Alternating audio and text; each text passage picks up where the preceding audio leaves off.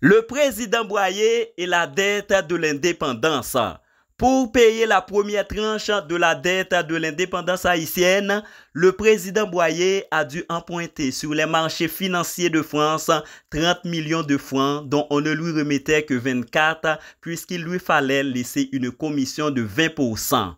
Pour remplacer les 6 millions manquants, il vidait l'encaisse.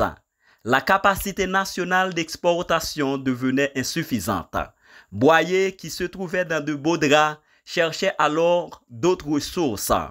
Monsieur Albaret, directeur d'une firme fondée en février 1826 pour exploiter les mines d'or et d'argent du Cibaro, y renonçait pour des raisons valables, manque de route, peur de la fièvre jaune.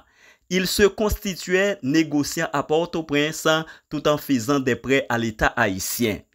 Boyer, ne pouvant répondre au projet de banque que lui proposaient des négociants anglais, apprenait à émettre du papier-monnaie qu'il réussit plus ou moins à stabiliser sans avoir d'encaisse.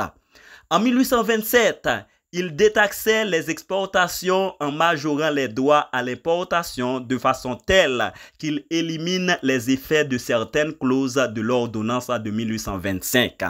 L'indemnité enclenchait le cycle infernal de l'asservissement à la finance internationale. Par sa créance sur le gouvernement, par sa position nouvelle de partenaire commercial important d'Haïti, sans compter son influence culturelle, la France a reconquis dans ce pays une prépondérance politique qui se manifestait en force lors de la crise de 1843 et de la remise en question de l'unité territoriale de l'île réalisée en 1822 par Boyer.